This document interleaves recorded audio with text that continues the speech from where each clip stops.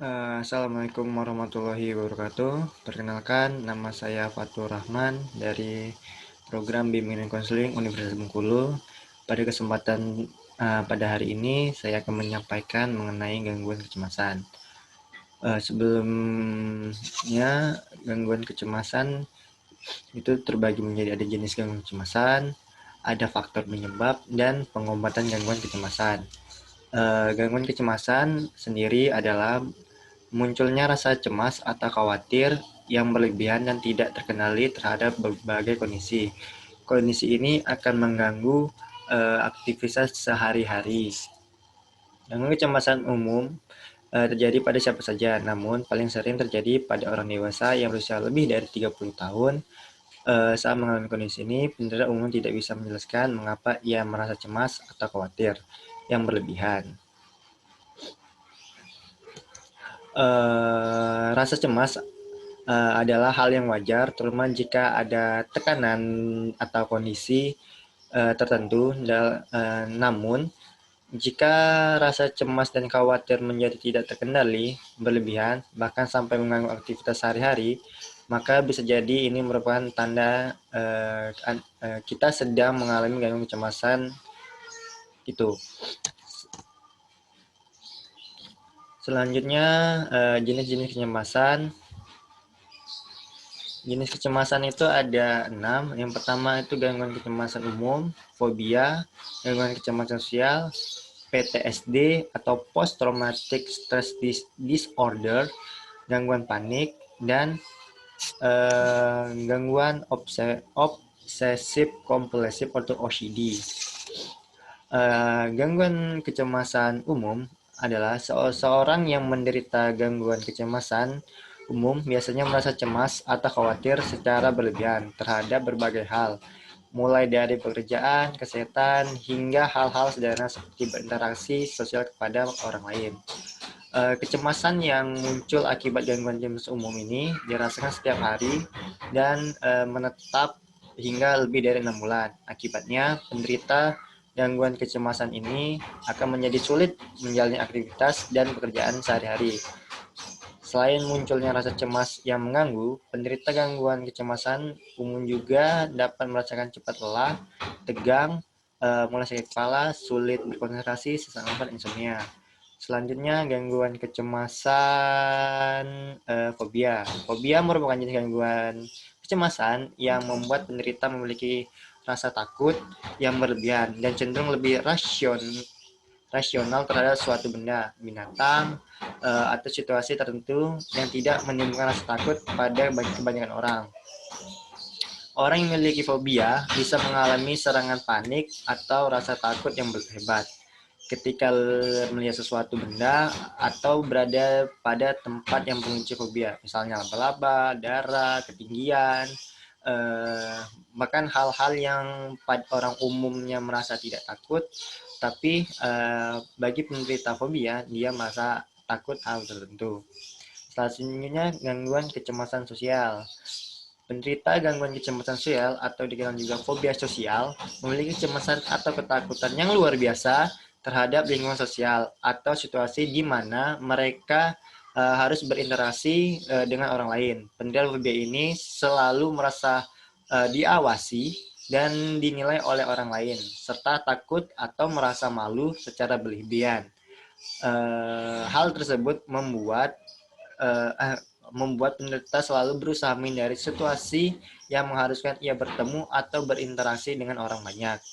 Yang selanjutnya PTSD atau Post Traumatic Stress Disorder, gangguan stres pasca trauma atau PTSD dapat muncul pada seorang yang pernah mengalami kejadian traumatik atau berada di situasi berbahaya yang mengancam nyawanya. Contohnya, tinggal di daerah konflik atau perang, terkena bencana alam, atau korban kekerasan. Orang yang menderita PTSD seringkali susah untuk melupakan pengalaman traumatiknya, baik terlintas dalam benak atau saat bermimpi, yang kemudian membuat merasa bersalah, terisolasi, dan sulit bersosialisasi dengan orang lain. Selanjutnya ada gangguan panik. Gangguan panik pernah merasa Misalnya saat ada anggota keluarga atau kerabat dekat yang terkena musibah. Namun, hal tersebut normal kita alami, berbeda dengan penderita gangguan panik yang bisa merasa takut atau panik tanpa alasan yang jelas. Kecemasan dan serangan panik akibat gangguan ini dapat muncul kapan saja dan terjadi secara tiba-tiba atau berulang. Ketika gejala panik muncul, penderita mungkin panik biasanya dapat merasakan sejumlah gejala lain seperti berdebar-debar, berkeringat dingin, pusing, sesak nafas, serta gangguan yang lainnya. Selanjutnya itu ada gangguan obsesif kompulsif atau OCD. Orang yang menderita gangguan OCD memiliki kecenderungan untuk melakukan sesuatu secara berulang untuk meringankan rasa cemasnya yang berasal dari pikiran sendiri. Contohnya mencuci tangan harus sebanyak 3 kali karena ia merasa tangannya masih kotor. Gangguan ini sulit dikendalikan, bersifat menetap dan dapat kambuh kapan saja, sehingga membuat penderitanya terganggu untuk melakukan aktivitas sehari-hari. Selanjutnya ada faktor penyebab. Yang pertama ada trauma psikologis. Faktor yang menyebabkan gangguan kecemasan tadi trauma psikologis. Maksudnya dia mempunyai trauma di masa lalu seperti tadi dijelaskan sama seperti gangguan panik atau PTSD. Dia merasa takut jika berada di keramaian, ya, keturunan itu faktor genetik yang mana biasanya terjadi ada turunan dari keluarga atau orang tua sebelumnya. Gangguan kepribadian, yang selanjutnya gangguan kepribadian, dan yang terakhir efek samping atau zat tertentu. Maksudnya efek samping atau zat tertentu, faktor penyebab kecemasan ketika seseorang yang menggunakan narkoba atau zat adiktif, ia akan merasa cemas karena efek samping dari penggunaan obat-obat tersebut. Selanjutnya ada pengobatan gangguan kecemasan.